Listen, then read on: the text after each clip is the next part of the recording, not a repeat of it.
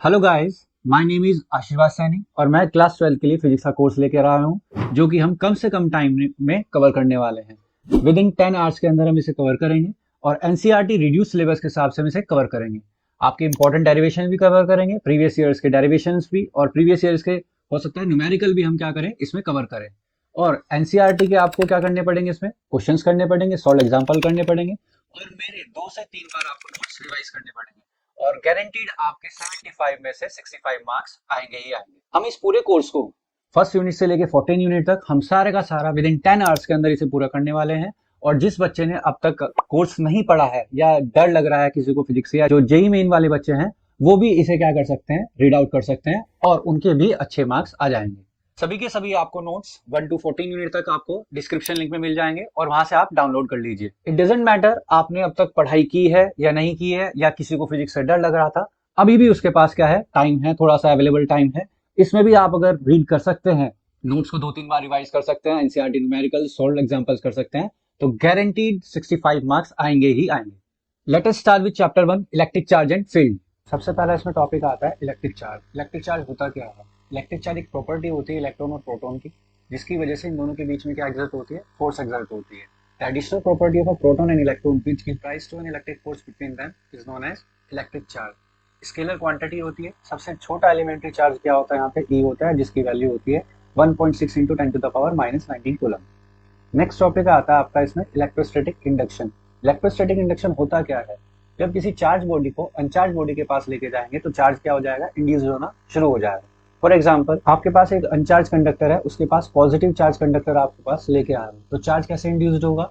एक एंड पे उसके नेगेटिव चार्ज जाएगा और दूसरे एंड पे उसके क्या हो जाएगा, पॉजिटिव चार्ज जाएगा। जो अनचार्ज बॉडी के ऊपर चार्जेस आए डेवलप हुए हैं उन्हें बोलेंगे हम इंड्यूस चार्ज, और जो चार्ज प्रेजेंट थे चार्जिंग बॉडी के पास उसे क्या बोलेंगे, इंड्यूसिंग चार्ज बोलेंगे। नेक्स्ट टॉपिक आता है आपका quantization of charge. Quantization of charge होता क्या है? क्वांटाइजेशन का मतलब यहाँ पे होता है डिस्क्रीट। डिस्क्रीट मतलब 1 2 3 4 so on. Quantization of charge का मतलब एग्जैक्टली होता क्या है? All observable charges are always integral multiple of elementary charge. Integral multiple का मतलब इंटीजर से रिलेटेड होता है। फॉर्मूला इसका आता है Q equals to plus minus of N. मतलब आपके फिजिक्स के कोई भी फिनोमेना की वजह से अगर किसी एटम में इलेक्ट्रॉन्स बाहर जा रहे हो तो हमेशा वो डिस्क्रीट फॉर्म में जाएंगे, 1 2 3 सो ऑन ऐसे जाते रहेंगे। इसे बोला जाता है आपका क्वांटाइजेशन ऑफ चार्ज। नेक्स्ट आता है आपके चार्ज की प्रॉपर्टीज। चार्ज की प्रॉपर्टीज क्या होती है? बेसिकली चार्ज क्या आते हैं, लाइक चार्ज क्या करते हैं, रिपेल करते हैं, और अनलाइक चार्जेस क्या करते हैं, अट्रैक्ट करते हैं। नेक्स्ट आती है आपकी चार्ज जो होता है एडिटिव नेचर में होता है। चार्ज को आप क्या कर सकते हो, ऐड भी कर सकते हो। चार्ज आपका क्या होता है, क्वांटाइज्ड होता है, जो भी पीछे प्रॉपर्टी थी। नेक्स्ट आती है चार्ज हमेशा क्या होता है, कंजर्व भी होता है। नेक्स्ट आता है आपका चार्ज हमेशा कभी भी आपका मोशन पे अफेक्ट नहीं करती, मतलब कि चार्ज किस पे अफेक्ट नहीं करता, वेलोसिटी पे अफेक्ट नहीं करेगा। नेक्स्ट टॉपिक आता है आपका Coulomb's law in electrostatic. Coulomb's law in electrostatic होता क्या है? इसमें आपके पास दो चार्जेस होंगे, सपोज करो Q1 और Q2 चार्ज है, जो कि सेपरेट होंगे कुछ डिस्टेंस r पे। दोनों एक दूसरे पे क्या लगाएंगे, फोर्स एक्सर्ट करेंगे। इस फोर्स की आपको वैल्यू निकालनी है। स्टेटमेंट के हिसाब से होता क्या है, it is said that 2 point charges attract or repel each other with a force which is directly proportional to product of magnitude of charges and inversely proportional to square of the distance between them। अब मान के चला हमने दो charges है हमारे पास Q1 और Q2, दोनों के बीच में डिस्टेंस कितनी है, r डिस्टेंस है। दोनों एक दूसरे पे क्या लगा रहे हैं, फोर्स एक्सर्ट कर रहे हैं। जो फोर्स होगा डेफिनेशन के हिसाब से, force directly proportional to product of two charges and force inversely proportional to square of the distance between them. दोनों इक्वेशन को कंबाइन करेंगे, कंबाइन करने के बाद आपकी इक्वेशन आएगी ये F proportional to Q1 Q2 by r square. Proportionality sign जब हटाते हैं तो क्या आता है, कांस्टेंट टर्म आ जाती है K, और इसकी वैल्यू क्या होती है यहाँ पे 1/4 pi epsilon not, 1/4 pi epsilon not, जिसकी वैल्यू सॉल्व करके आती है 9 × 10 to the power 9, जिसमें जो एब्सोल्यूट होता है एप्सिलॉन नॉट होता है वो क्या कहलाया जाता है, absolute permittivity of free space कहला जाती है। इसकी भी वैल्यू होती है, वैल्यू इसकी होती है 8.854 × 10 to the power -12। ये इसकी वैल्यू होती है एप्सिलॉन नॉट, जो कि सॉल्व करके आपका 1/4 पाई एप्सिलॉन नॉट आता है 9 × 10 to the power 9। इसी वैल्यू को अगर ऊपर वाली इक्वेशन में हम पुट करें k की वैल्यू को, तो फॉर्मूला बन जाता है आपका F equals to 1/4 pi epsilon not Q1 Q2 by r square. और 1/4 पाई एप्सिलॉन नॉट की वैल्यू पुट करोगे तो 9 × 10 to the power 9 भी पुट कर सकते हो, Q1 Q2 upon r square. ये आपका एग्जैक्टली फॉर्मूला आता है कूलम्ब्स लॉ से। अगर कूलम्ब्स लॉ को हम चार्जेस को जैसे हमने उसमें रखा था फ्री स्पेस में, अगर किसी और मीडियम में प्लेस करेंगे तो एप्सिलॉन नॉट की जगह आपका क्या आ जाएगा, एप्सिलॉन आ जाएगा। इसे बोला जाएगा एब्सोल्यूट परमिटिविटी ऑफ मीडियम। अब अगर कंपैरिजन करा जाए कि मीडियम में ज्यादा फोर्स एक्सर्ट होती है या स्पेस में, फ्री स्पेस में फोर्स ज्यादा एक्सर्ट होती है, तो उसके लिए हमने क्या किया, मीडियम का फॉर्मूला लेके चले और वैक्यूम का फॉर्मूला लेके चले, दोनों को डिवाइड किया। डिवाइड करने के बाद हमारे पास आया एप्सिलॉन नॉट अपॉन एप्सिलॉन, जिसे हम क्या बोलते हैं, 1 अपॉन एप्सिलॉन आर। और इसमें जो एप्सिलॉन आर होता है उसे हम डाइलेक्ट्रिक कांस्टेंट भी बोलते हैं, या बोला जाता है relative permittivity of medium with respect to vacuum, जिसे हम खाली एप्सिलॉन आर से भी डिनोट कर सकते हैं या के से भी डिनोट कर सकते हैं। तो बेसिकली मतलब क्या होगा, अगर किसी मीडियम में आपको फोर्स निकालनी है तो हमेशा वो के टाइम्स क्या होगी, रिड्यूस्ड होगी फ्री स्पेस से। नेक्स्ट टॉपिक आता है आपका Coulomb's law in vector form. Coulomb's law in vector form, जैसे हमने पीछे कूलम्ब्स लॉ पढ़ा, अब उसी को वेक्टर फॉर्म में पढ़ना है केवल। सपोज करो आपने दो चार्जेस लिए, एक Q1 चार्ज लिया, एक Q2 चार्ज लिया। Q1 Q2 पे फोर्स एक्सर्ट करेगा F21, और Q2 Q1 पे फोर्स एक्सर्ट करेगा F12। F12 और F21 होगा, F12 का मतलब होगा force exert on Q1 due to Q2, और F21 का मतलब होगा force exert on 2 with respect to 1। Coulomb's law का फॉर्मूला ही हम यूज करेंगे। अगर हमें F12 निकालना है तो फॉर्मूला क्या था, 1 upon 4 pi epsilon not Q1 Q2 upon R square. हमें वेक्टर फॉर्म के लिए इसकी डायरेक्शन शो करनी पड़ेगी, और इसकी डायरेक्शन क्या होगी, जब Q1 से Q2 पे जा रही होगी फोर्स तो डायरेक्शन क्या आएगी आपकी R12, और Q2 से Q1 पे फोर्स जा रही होगी तो डायरेक्शन आएगी आपकी R21।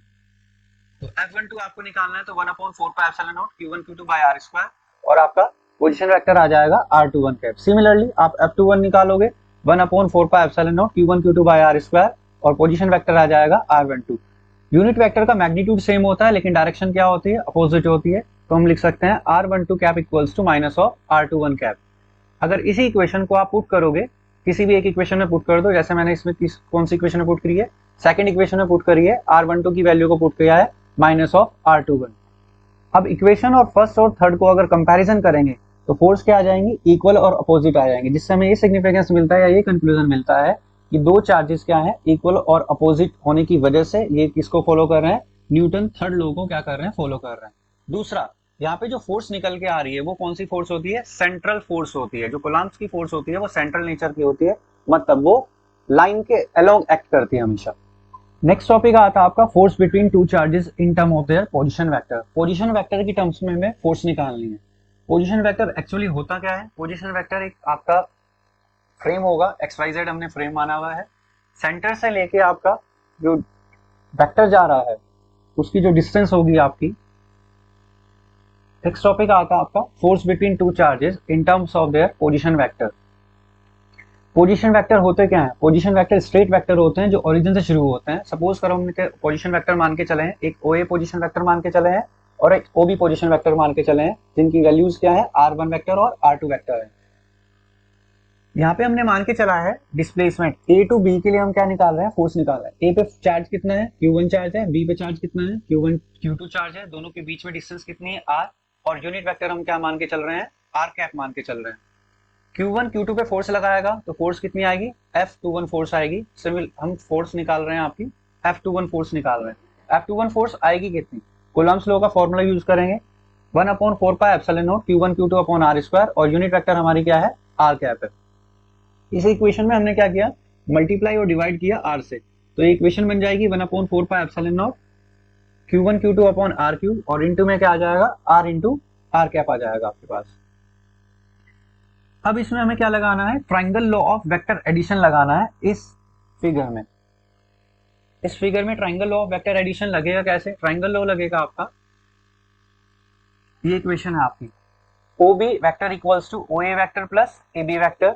OB वेक्टर की वैल्यू है आपकी R2, OA वेक्टर की वैल्यू है आपकी R1, और AB वेक्टर क्या आ जाएगा, R इंटू R कैप। ये R कैप किस वजह से आया, डायरेक्शन की वजह से आया है, तो R इंटू R कैप की वैल्यू कितनी आ जाएगी आपकी, R2 minus of R1 vector.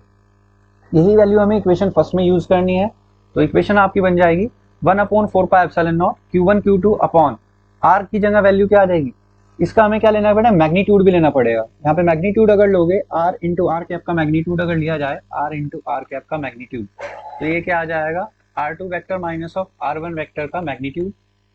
ठीक है, सॉल्व करके ये वैल्यू क्या आ जाएगी, R into R2 vector minus of R1 vector का मैग्नीट्यूड। R क्यूब की जगह हमने R ये वेक्टर वैल्यू यूज करी है, और r इंटू आर कैप की जगह हमने ये वैल्यू यूज की है r2 minus of r1 vector. Similarly अगर आपको फोर्स निकालनी है फर्स्ट चार्ज पे ड्यू टू Q2 चार्ज की वजह से, तो आपका फॉर्मूला क्या हो जाएगा, केवल पोजीशन चेंज हो जाएगी, 1/4πε Q1 Q2 upon r1 vector minus r2 vector का क्यूब और into r1 vector minus of r2 vector. ये आपका टॉपिक फिनिश हो जाता है। नेक्स्ट आपका टॉपिक आता है कंटीन्यूअस डिस्ट्रीब्यूशन ऑफ चार्ज। आपका कंटीन्यूअस डिस्ट्रीब्यूशन ऑफ चार्ज होता है वो 1D में भी एग्जिस्ट हो सकता है, 2D में भी एग्जिस्ट हो सकता है और 3D में भी एग्जिस्ट हो सकता है। इसमें पहला टॉपिक आता है आपका linear charge density. Linear charge density क्या होता है, जो चार्ज लाइन के अकॉर्डिंगली क्या होता है, डिस्ट्रीब्यूट होता है। वो लाइन आपकी कर्व लाइन भी हो सकती है और स्ट्रेट लाइन भी हो सकती है। फॉर एग्जाम्पल हमने एक लेंथ मानी है जिसपे Q चार्जेस क्या है, डिस्ट्रीब्यूटेड है। अगर हम यूनिटरी लेंथ पे चार्ज निकालेंगे तो यूनिट देखो, जैसे आपका टोटल लेंथ पे चार्ज कितना डिस्ट्रीब्यूटेड था, Q charge distributed, unitary length पे कितना आ जाएगा, Q बाय L चार्ज आएगा। ये जो Q बाय L आया है यही हमारा क्या कहला जाएगा, लीनियर चार्ज डेंसिटी कहला जाएगा, जिसे हम किससे डिनोट कर देंगे, लैम्डा से डिनोट कर देंगे। नेक्स्ट इसमें आता है आपका surface charge density. Surface charge density क्या होता है, जब चार्ज किसी सरफेस पे डिस्ट्रीब्यूटेड होता है, वो सरफेस आपकी प्लेन भी हो सकती है और कर्व भी। फॉर एग्जांपल हमने सरफेस मान के चले जिसका एरिया कितना होगा A, Q चार्ज इस पे डिस्ट्रीब्यूटेड है, पूरी सरफेस पे एरिया A पे कितना चार्ज डिस्ट्रीब्यूटेड था, Q चार्ज डिस्ट्रीब्यूटेड था, यूनिटरी पे कितना होगा, Q बाय A। ये जो Q बाय A आया है यही आपका क्या कहला जाएगा, सरफेस चार्ज डेंसिटी कहलाएगा, जिसे डिनोट करते हैं हम सिग्मा से। नेक्स्ट आता है आपका वॉल्यूम चार्ज डेंसिटी। जब चार्ज वॉल्यूम के थ्रू क्या हो जाता है आपका, डिस्ट्रीब्यूटेड होते हैं। सपोज करो हमने Q चार्ज डिस्ट्रीब्यूट कर रहा है, एक वॉल्यूम V पे डिस्ट्रीब्यूट कर रहा है, तो V वॉल्यूम पे चार्ज कितना डिस्ट्रीब्यूटेड है, यूनिटरी पे कितना होगा, Q बाय V, और ये Q बाय V हमारा क्या कहला जाएगा, वॉल्यूम चार्ज डेंसिटी, जिसे हम रो से डिनोट करते हैं। नेक्स्ट टॉपिक आता है आपका इलेक्ट्रिक फील्ड। इलेक्ट्रिक फील्ड होता क्या है, इलेक्ट्रिक फील्ड होता है the space around the charge in which any other charge is acted upon by an electrostatic force. अगर किसी सोर्स चार्ज है और दूसरा कोई आपका टेस्ट चार्ज है, वो उसकी रेंज में अगर आ रहा है या उसके स्पेस के अराउंड में आ रहा है, तो उस पर क्या लगाएगा, वो इलेक्ट्रोस्टैटिक फोर्स जरूर लगाएगा, जिसकी वजह से यहाँ पे क्या डेवलप होता है, इलेक्ट्रिक फील्ड डेवलप हो जाती है। इसमें इलेक्ट्रिक फील्ड निकालने का तरीका क्या होता है, जिसे हम क्या बोलते हैं, इलेक्ट्रिक फील्ड इंटेंसिटी बोलते हैं। इलेक्ट्रिक फील्ड इंटेंसिटी होता क्या है, force developed per unit test charge. Electric field intensity at a point may be defined as the force experienced per unit positive test charge. Formula बन जाएगा इसका E equals to F/Q0 और unit आएगी Newton पर coulomb. किसी point charge की वजह से अगर इलेक्ट्रिक फील्ड हमें निकालनी है तो कैसे निकालेंगे, उसके लिए हमने एक फ्रेम लिया, XYZ फ्रेम लिया, जिसमें ओरिजिन पे रखा हुआ हमारा Q चार्ज और P पॉइंट पे हमें सपोज करो क्या निकालनी है, इलेक्ट्रिक फील्ड निकालनी है इस पॉजिटिव Q चार्ज की वजह से। हमने एक पोजीशन वेक्टर मान के चल रहे हैं, R डिस्टेंस मान के चल रहे हैं, R कैप इसका यूनिट वेक्टर होगा और P पॉइंट पे क्या रखा हुआ है, एक टेस्ट चार्ज रखा हुआ है। सबसे पहले Q charge, positive Q charge इस टेस्ट चार्ज पे क्या लगाएगा, फोर्स एक्सर्ट करेगा, जो कि कूलम्ब्स इलेक्ट्रोस्टैटिक फोर्स होगी। तो कूलम्ब्स लॉ के हिसाब से Q प्लस Q चार्ज ने Q0 चार्ज पे कितना फोर्स लगाया, F equals to 1/4πε0 Q1 Q2 by R square, और R कैप क्या शो कर रहा है, इसकी डायरेक्शन शो कर रहा है।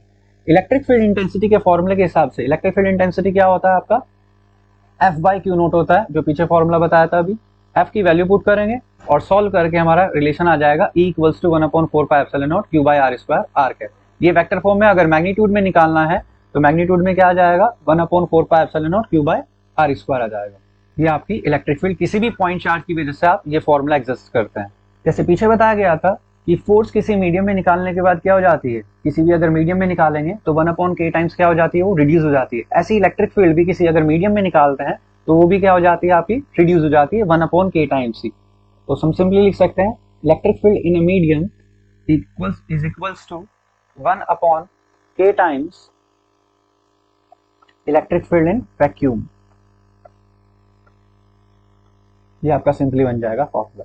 नेक्स्ट टॉपिक आता है आपका electric field due to a circular loop of charge. ये इंपॉर्टेंट टॉपिक है आपका। किसी भी सर्कुलर लूप की चार्ज की वजह से किसी पॉइंट P पे आप इलेक्ट्रिक फील्ड कितनी निकाल सकते हो, ये टॉपिक है। इसके लिए हम क्या मान के चलते हैं, एक लूप मान के चलते हैं जिसपे क्या है, पॉजिटिव चार्ज डिस्ट्रीब्यूटेड है, रेडियस हम क्या मान के चल रहे हैं, A मान के चल रहे हैं, और इससे कुछ x डिस्टेंस दूर P पॉइंट है जिसपे हमें क्या निकालनी है, इलेक्ट्रिक फील्ड निकालनी है। पूरे लूप की वजह से हम कभी भी यहाँ पे इलेक्ट्रिक फील्ड नहीं निकाल सकते थे एक बारी में।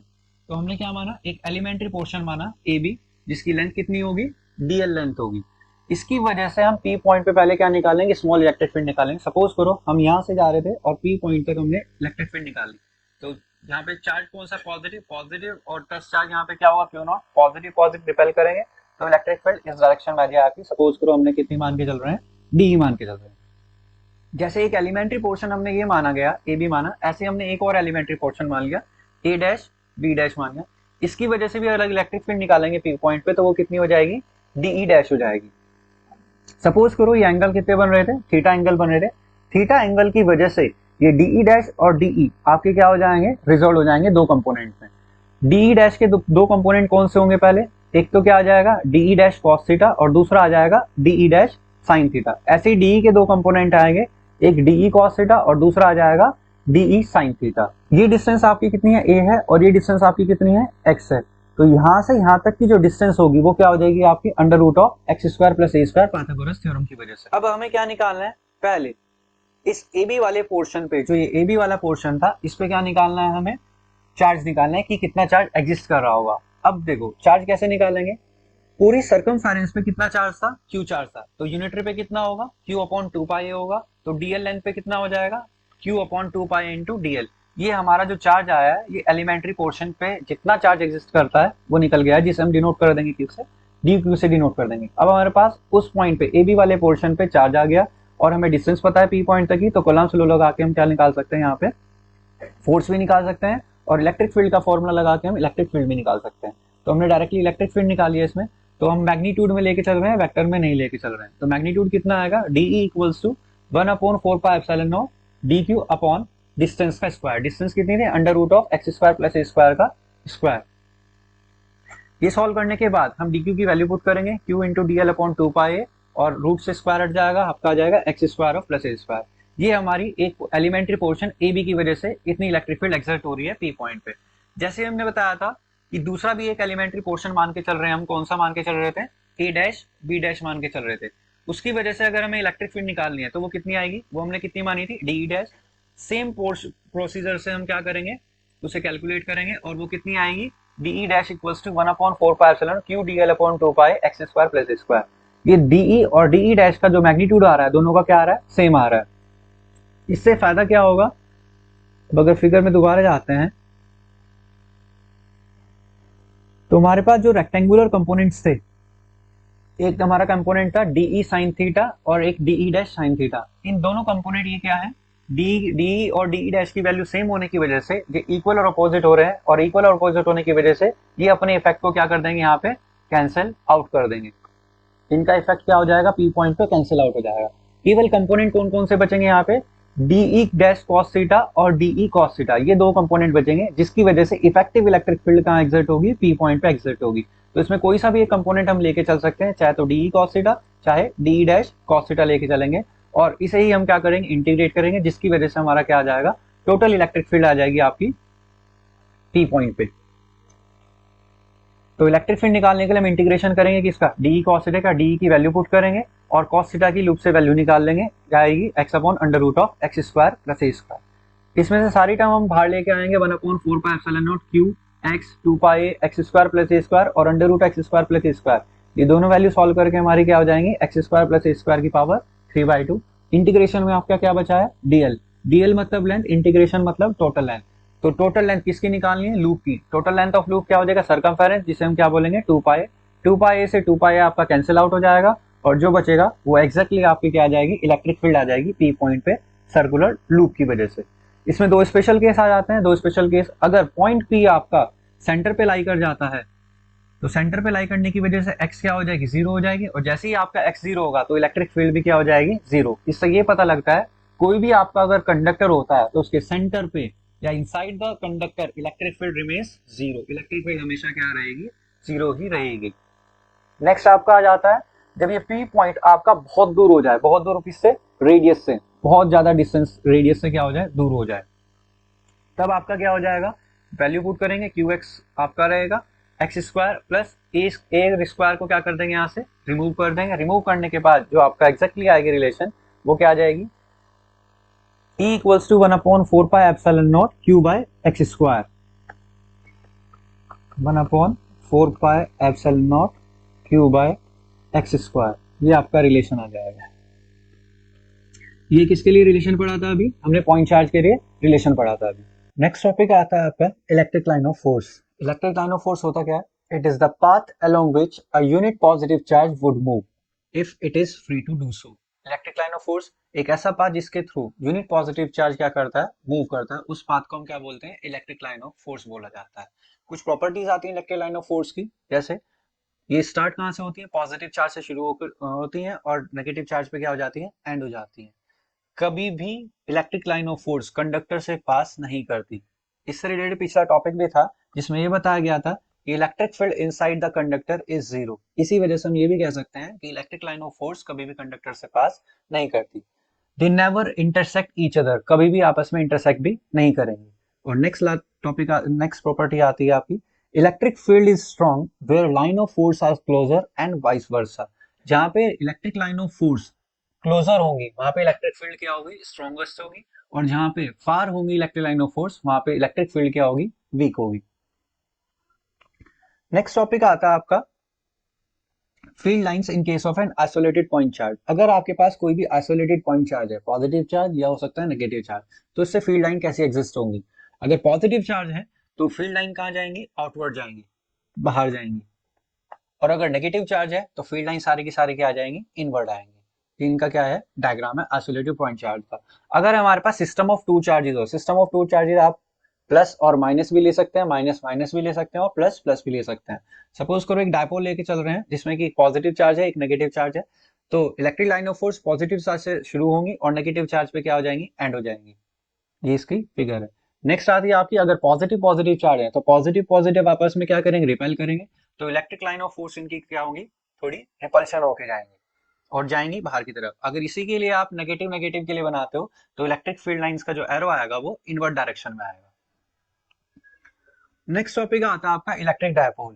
इलेक्ट्रिक डायपोल एग्जिस्ट क्या करता है? इलेक्ट्रिक डायपोल होता क्या है? इलेक्ट्रिक डायपोल होता है system of two charges separated by a certain distance. System of two equal and opposite charges, दो इक्वल और अपोजिट चार्जेस होंगे और सेपरेट रहेंगे कुछ डिस्टेंस पे, इसे बोलेंगे हम इलेक्ट्रिक डायपोल। जैसे कि हमने एक पॉइंट माने जिसपे माइनस क्यू चार्ज एग्जिस्ट कर रहा है और बी पॉइंट पे प्लस क्यू चार्ज एग्जिस्ट कर रहा है और दोनों के बीच में डिस्टेंस कितनी है? 2 है। तो इसे हम क्या बोलेंगे? Electric dipole. इसी से रिलेटेड आता है आपका electric dipole movement. Electric dipole movement होता है एक्चुअली क्या है? Product of either charge and the length of the electric dipole. Product of either charge, हम कोई सा भी चार्ज एग्जिस्ट कर सकते हैं, जैसे क्यू चार्ज लिया और दोनों के बीच में डिस्टेंस कितनी थी? 2a। इनके बीच में क्या थी? डिस्टेंस थी।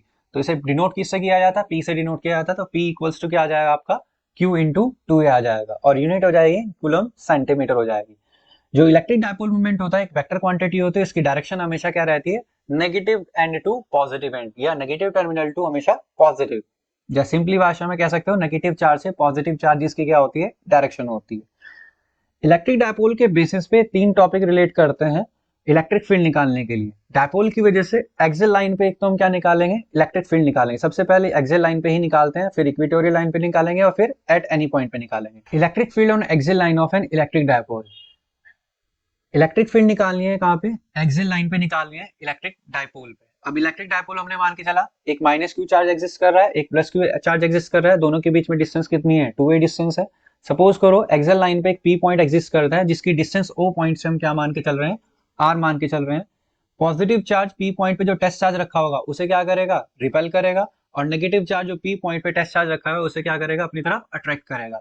दोनों की जो इलेक्ट्रिक फील्ड होंगी वो क्या होंगी? अपोजिट डायरेक्शन में होंगी। कैलकुलेट करनी पड़ेगी।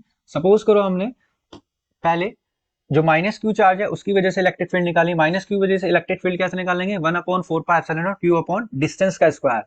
ए से पी तक की डिस्टेंस कितनी आएगी? आर तो ये एग्जिस्ट कर रही है और ए ये एग्जिस्ट कर रही है यहाँ से यहाँ तक, तो डिस्टेंस पूरी की पूरी क्या होगी? आर प्लस ए का होल स्क्वायर।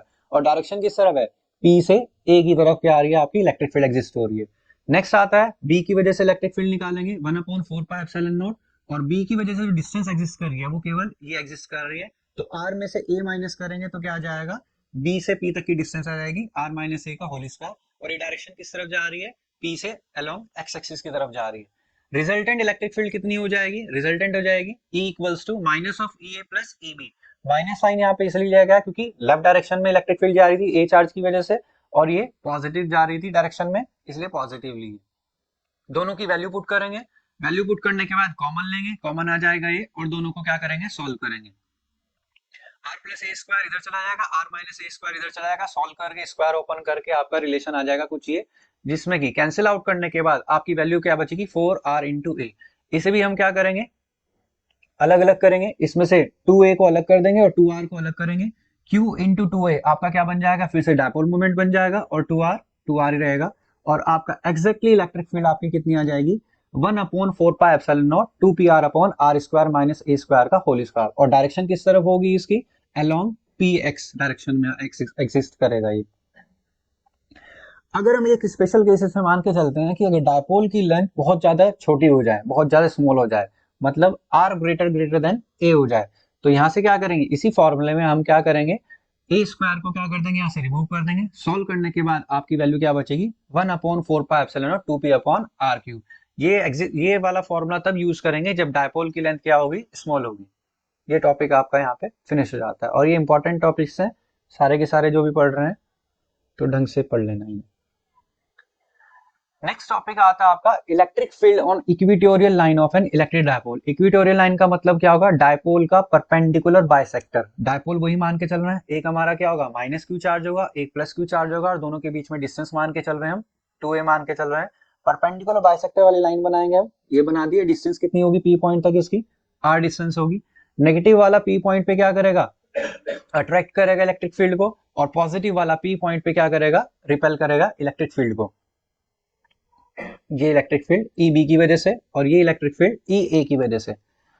सपोज करो ये दोनों साइड क्या होंगी, इक्वल और इक्वल है, इक्वल होने की वजह से ये दोनों एंगल क्या होंगे, सेम होंगे, angle opposite to equal side. अब हम ये एक्सटीरियर एंगल देखते हैं, EB और EA में जो एक्सटीरियर एंगल ये आ रहा है, ये इंटीरियर एंगल का क्या होता है, सम होता है, तो थीटा प्लस थीटा कितना हो जाएगा, ट्वाइस ऑफ थीटा हो जाएगा। और रिजल्टेंट इलेक्ट्रिक फील्ड जो आएगी EB और EA की, जो रिजल्टेंट इलेक्ट्रिक फील्ड आएगी वो क्या आएगी, इस डायरेक्शन में आएगी। ये हमें कैलकुलेट करनी है। इसके लिए हम सिंपल मेथड यूज कर सकते हैं, रेक्टेंगुलर कंपोनेंट ब्रेक करेंगे, EB के भी रेक्टेंगुलर कंपोनेंट ब्रेक करेंगे और EA के भी रेक्टेंगुलर कंपोनेंट ब्रेक करेंगे। EA के रेक्टेंगुलर कंपोनेंट कौन सा आ जाएंगे, एक तो ये आ जाएगा EA cos थीटा, और इस डायरेक्शन में आ जाएगा आपका EA sin थीटा।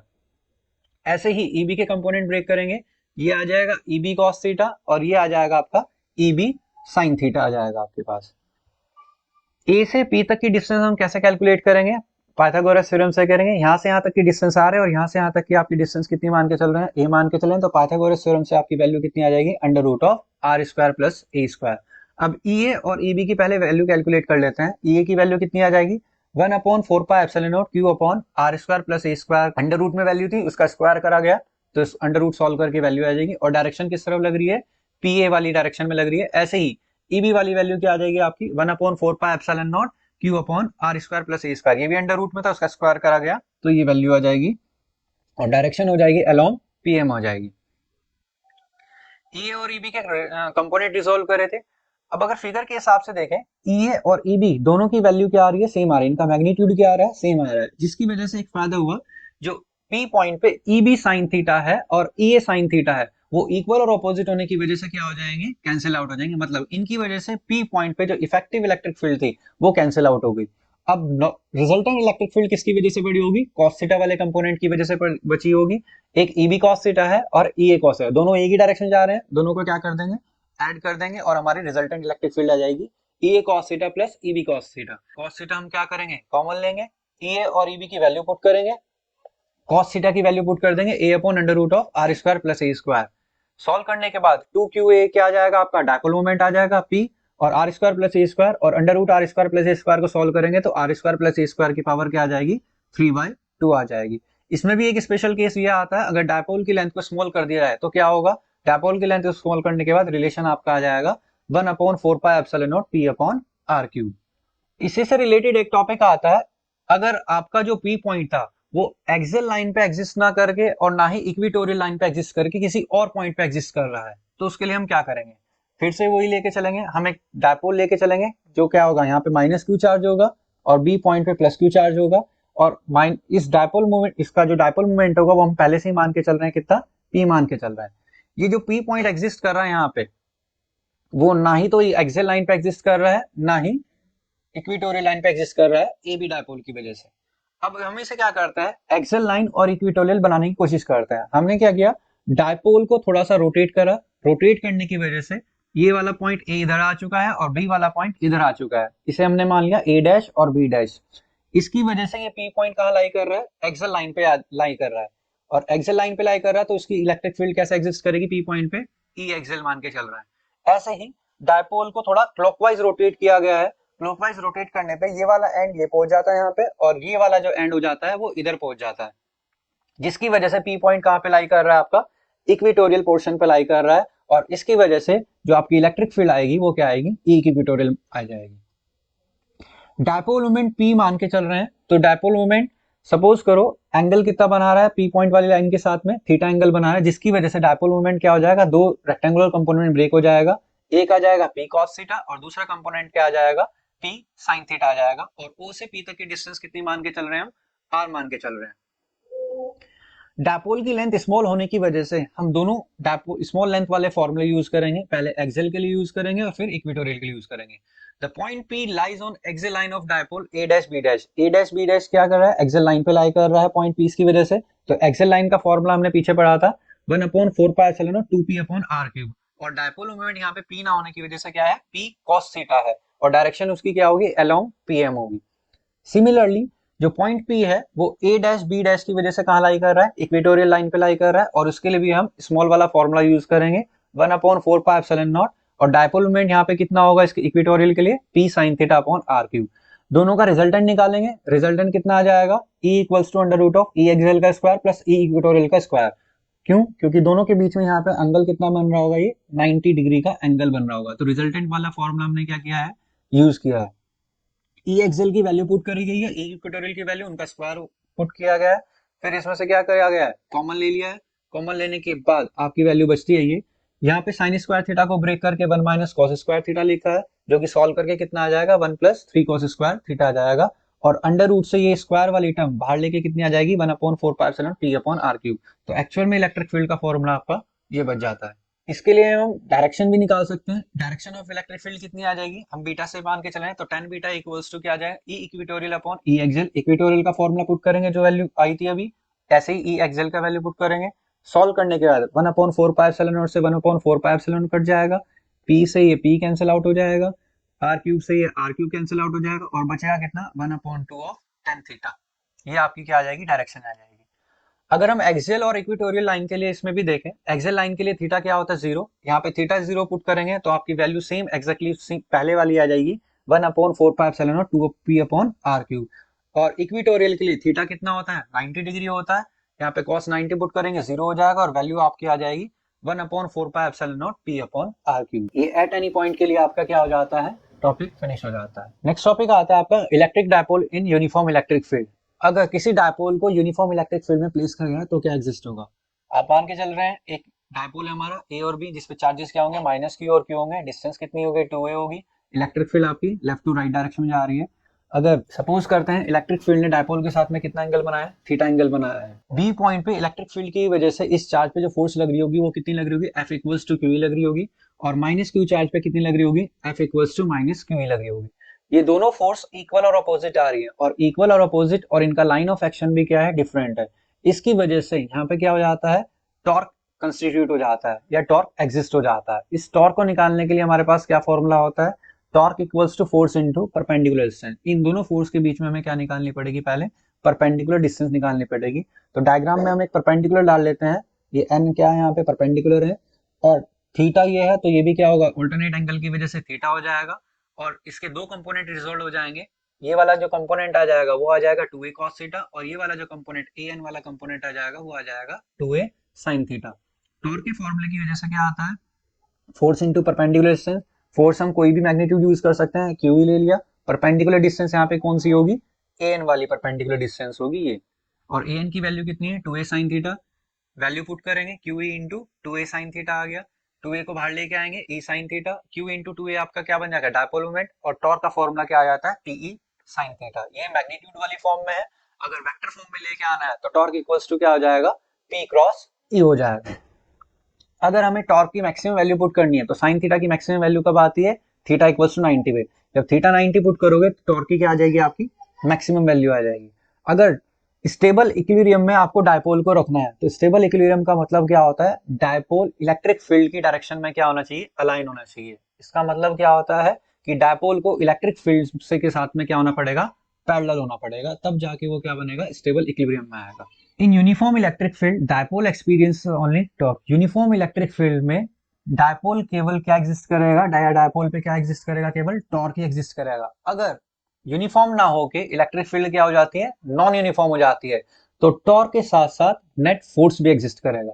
अगर इलेक्ट्रिक फील्ड यूनिफॉर्म है तो केवल टॉर्क लगेगा, और नॉन यूनिफॉर्म है तो दोनों चीजें एग्जिस्ट होंगी, टॉर्क भी एग्जिस्ट करेगा और आपका नेट फोर्स भी एग्जिस्ट करेगा।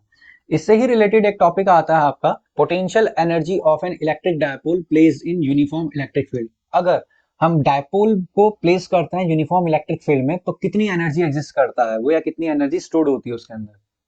तो सपोज करते हैं वो सेम डायग्राम बनेगा, उसके लिए भी हम एक इलेक्ट्रिक डायपोल एग्जिस्ट करते हैं जिसका डायपोल मोमेंट क्या होगा, पी होगा, यूनिफॉर्म इलेक्ट्रिक फील्ड में प्लेस करेंगे और ये मान के चलेंगे कि वो इलेक्ट्रिक फील्ड के साथ में कितना एंगल बना रहा है, थीटा एंगल बना रहा है।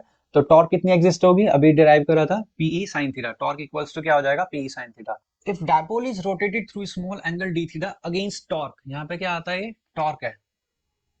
अगर डायपोल क्या करता है, स्मॉल एंगल के लिए क्या करता है, डिस्प्लेस करता है अगेंस्ट टॉर्क, तो यहाँ पे क्या एग्जिस्ट करेगा, स्मॉल वर्क डन एग्जिस्ट करेगा। स्मॉल वर्क डन कैसे कैलकुलेट करेंगे, वर्क डन इक्वल्स टू क्या आता है, फोर्स इनटू डिस्प्लेसमेंट। फोर्स का काम कौन कर रहा है यहाँ पे, टॉर्क, और डिस्प्लेसमेंट कितनी थी हमारी, डी थीटा। टॉर्क का ऊपर वैल्यू निकाली थी हमने, कितनी थी, पी साइन थीटा, और डी थीटा का डी थीटा। अब हम क्या करेंगे, इसे टोटल वर्क डन निकालने के लिए इंटीग्रेट करेंगे। सपोज करते हैं थीटा 1 से थीटा 2 के लिए हम क्या कर रहे हैं, इसे इंटीग्रेट कर रहे हैं। इंटीग्रेशन आ जाएगा, डी डब्ल्यू का इंटीग्रेशन क्या होगा, डब्ल्यू पी बाहर आ जाएगा, और साइन थीटा का इंटीग्रेशन क्या होता है, minus cos theta.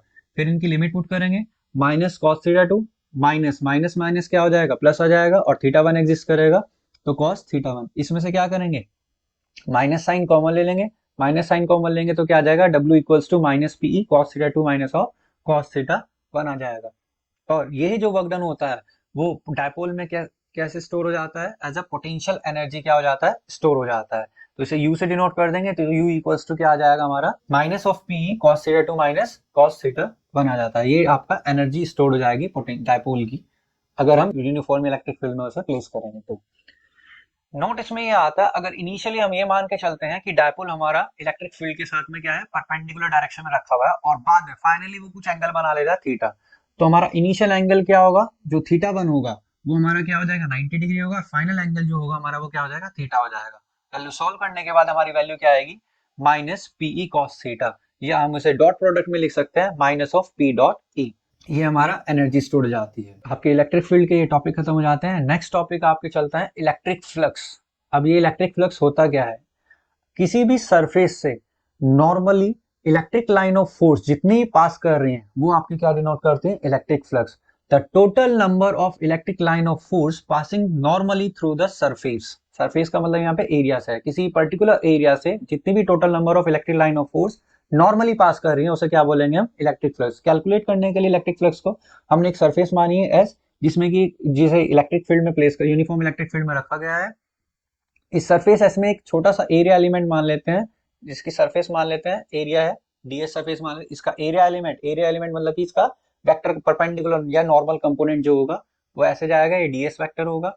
Electric field ने इस डीएस वेक्टर के साथ में थीटा एंगल बनाया, तो इलेक्ट्रिक फील्ड के कंपोनेंट ब्रेक हो जाएंगे। ये वाला जो कंपोनेंट आएगा ई कॉस थीटा, एक दूसरा कंपोनेंट आ जाएगा आपका ई साइन थीटा कंपोनेंट आ जाएगा।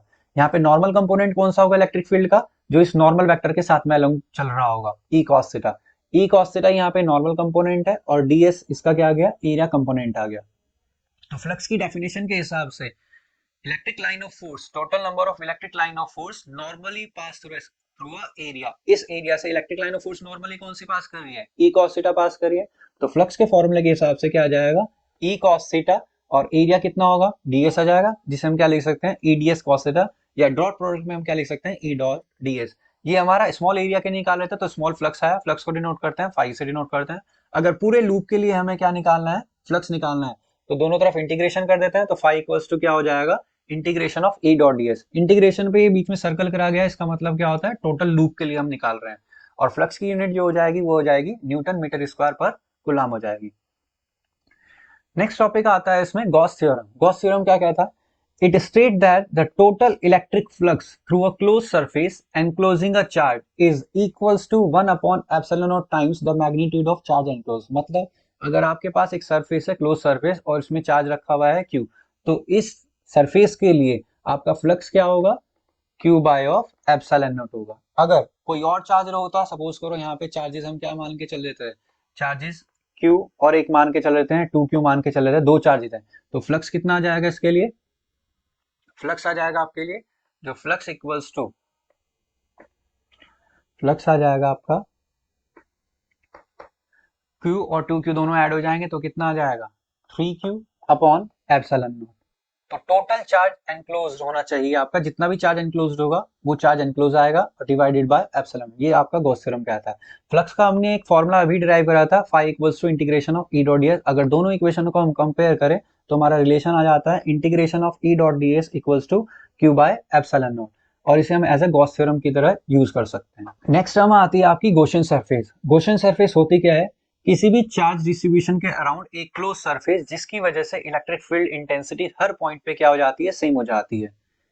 कोई भी चार्ज डिस्ट्रीब्यूशन आपका, कोई सा भी charge distribution, linear charge distribution हो, वॉल्यूम चार्ज डिस्ट्रीब्यूशन हो या सरफेस चार्ज डिस्ट्रीब्यूशन हो, उसके अराउंड में एक क्लोज सरफेस, ठीक है, क्लोज सरफेस बना दी जाती है और उस क्लोज सरफेस की वजह से इलेक्ट्रिक फील्ड इंटेंसिटी हर पॉइंट पे क्या हो जाती है? सेम हो जाती है। तो उस क्लोज सरफेस को हम क्या बोलते हैं? गॉसियन सरफेस बोलते हैं। इसका यूज करेंगे अभी नेक्स्ट टॉपिक में। लाइन चार्ज के लिए हमें क्या निकालनी है? इलेक्ट्रिक फील्ड निकालनी है। हमने एक मान के चल रहे हैं कि हमारा क्या है? एक लाइन चार्ज है, वाई और वाइड है, जिसपे पॉजिटिव चार्ज है। इसकी वजह से इस पी पॉइंट पे हमें क्या निकालनी है? इलेक्ट्रिक फील्ड निकालनी है। अब इलेक्ट्रिक फील्ड अगर इस लाइन चार्ज की वजह से निकालेंगे तो सारी की सारी यूनिफॉर्म नहीं होगी। यहाँ से निकालेंगे तो अलग आएगी, इस पॉइंट से निकालेंगे तो अलग आएगी, इस पॉइंट से निकालेंगे तो अलग, इस पॉइंट से निकालेंगे तो अलग, ऐसे करते हैं हर पॉइंट की वजह से क्या आएगी? अलग अलग आएगी। तो हम क्या मान के चलेंगे? यहाँ पे हम एक गॉसियन सरफेस एनक्लोज करेंगे इतनी ही रेडियस का, जितनी यहाँ लाइन चार्ज से डिस्टेंस होगी पी पॉइंट की, उतनी ही रेडियस का हम क्या करेंगे? इसे एनक्लोज करेंगे। एनक्लोज करने के लिए हम क्या लेंगे?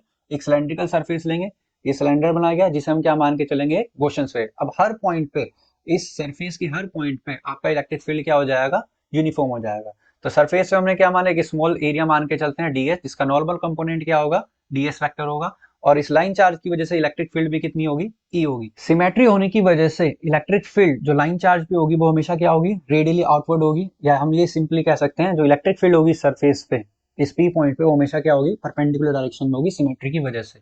एरिया वेक्टर आपका दोनों एक ही डायरेक्शन में होंगे। अब गॉस थ्योरम का डायरेक्टली हम यूज करते हैं। According to Gauss theorem E dot d s equals to क्या होता है आपका? क्यू बाय एप्सिलॉन नॉट होता है। ई और डीएस दोनों एक डायरेक्शन में होने की वजह से जीरो आएगा, थीटा की वैल्यू कॉस जीरो क्या हो जाएगा आपका? 1 हो जाएगा। और ई बाहर ले लेंगे, डीएस इंटीग्रेशन में बचेगा, और डीएस मतलब कि सरफेस एरिया कितना होगा सिलेंडर का? 2 पाई ऑफ आरएल हो जाएगा। 2 पाई आरएल को नीचे लेके आओगे, ये इक्वेशन बन जाएगी। और यहाँ पे चार्ज पर यूनिट लेंथ को हम क्या बोलेंगे? लीनियर चार्ज डेंसिटी, जैसे लैम्डा से डिनोट करेंगे, और फॉर्मूला बन जाएगा E equals to 1 upon 2 epsilon naught lambda by r. अगर आपको 4 पाई एप्सिलॉन नॉट में बनाना है तो 2 से मल्टीप्लाई डिवाइड कर सकते हो, तो बन जाएगा E equals to 1 upon 4 pi epsilon naught 2 lambda by r. यहाँ पे टॉपिक फिनिश हो जाता है। नेक्स्ट टॉपिक आता है electric field due to infinite plane sheet of charge. हम एक प्लेन शीट ऑफ चार्ज लेके चलते हैं जिसकी सरफेस चार्ज डेंसिटी क्या होगी? सिग्मा होगी, और पी पॉइंट होगा हमारा जिसपे हमें कैलकुलेट करनी है, इलेक्ट्रिक फील्ड कैलकुलेट करनी है। तो इलेक्ट्रिक फील्ड यूनिफॉर्म ना होने की वजह से हम क्या करेंगे? इसे एनक्लोज करेंगे। एनक्लोज करने के लिए एक सिलेंड्रिकल पोर्शन लिया, राइट साइड भी और लेफ्ट साइड भी, जिसे हम क्या बोलते हैं? गॉसियन सरफेस बोलते हैं। और सिमेट्री होने की वजह से इलेक्ट्रिक फील्ड क्या होगी? सरफेस के परपेंडिकुलर होगी। Area of cross section cylinder का हम क्या मान के चल रहे हैं? ए मान के चल रहे हैं। गॉसियन सरफेस फ्लक्स निकालने के लिए सबसे पहले हम क्या लें? इलेक्ट्रिक फील्ड इनटू क्या होता है? एरिया होता है। यहाँ पे दो एरिया आएंगे, एक इस सर्कुलर कैप का एरिया आएगा और एक सर्कुलर कैप का एरिया आएगा, तो ट्वाइस ऑफ 2a हो जाएगा, ट्वाइस ऑफ ए हो जाएगा। गॉस थ्योरम के हिसाब से फ्लक्स क्या होता है? Q by of epsilon naught होता है। इस इक्वेशन को और इस इक्वेशन को हम कंपेयर करेंगे। कंपेयर करने के बाद रिलेशन क्या आ जाएगा? E into 2a equals to q by of epsilon naught. 2a को नीचे लेके जाएंगे और चार्ज अपॉन एरिया यहाँ पे क्या बन जाएगा? Surface charge density. फॉर्मूला बन जाता है E equals to sigma by of 2 epsilon naught. Last topic आपका आता है इस चैप्टर का, electric field due to uniformly spherical charge. अगर आपके पास यूनिफॉर्मली चार्ज स्फेरिकल शेल है तो उसकी वजह से इलेक्ट्रिक फील्ड कितनी आएगी? इलेक्ट्रिक फील्ड तीन जगह केसेस में निकालेंगे हम, एक आउटसाइड द स्फेरिकल शेल, एक ऑन द स्फेरिकल शेल और इनसाइड द स्फेरिकल शेल। पहले निकालते हैं जब पी पॉइंट लाई कर रहा होगा आउटसाइड द स्फेरिकल शेल। ये हमारे पास शेल है जिसकी रेडियस कितनी है? कैपिटल है, सेंटर ओ है, और चार्ज कितना है इसके पास? प्लस क्यू चार्ज है। इसकी वजह से यूनिफॉर्म इलेक्ट्रिक फील्ड बनाने के लिए हम क्या बनाएंगे, गॉसियन सरफेस जो कि स्फेरिकल फॉर्म में होगी। गॉसियन सरफेस हमने एरिया एलिमेंट लिया हमने ds, जिसका एरिया वेक्टर क्या होगा, ds वेक्टर होगा। और इलेक्ट्रिक फील्ड भी चार्ज की वजह से रेडियली आउटवर्ड होगी, जो कि क्या होगी, परपेंडिकुलर होगी। ds और इलेक्ट्रिक फील्ड दोनों एक ही डायरेक्शन में होगी, जिसकी वजह से थीटा क्या हो जाएगा यहाँ पे 0। गॉस थ्योरम का फॉर्मूला लगाएंगे, E dot ds is equal to q by of epsilon naught. cos 0 आ जाएगा, cos 0 की वैल्यू 1 हो जाएगी। E बाहर लेके आएंगे, integration of ds equals to q by of epsilon naught. ds मतलब कि एरिया, तो total area of Gaussian surface कितना आएगा, 4 पाई ऑफ आर स्क्वायर। ये आर होगा क्या, जो ओ पॉइंट से बाहर वाला स्फीयर, जो गॉसियन सरफेस वाला स्फीयर है, उसकी डिस्टेंस होगी आर। ये केस हम वो लेके चल रहे हैं जिसमें स्मॉल आर ग्रेटर देन क्या होगा, कैपिटल आर होगा। फॉर्मूले के हिसाब से E equals to 1/4 pi E into 4 pi r square q by of epsilon naught. 4 pi r square को नीचे लेके आओगे और आपका फॉर्मूला बन जाएगा E equals to 1/4 pi epsilon naught q by of r square.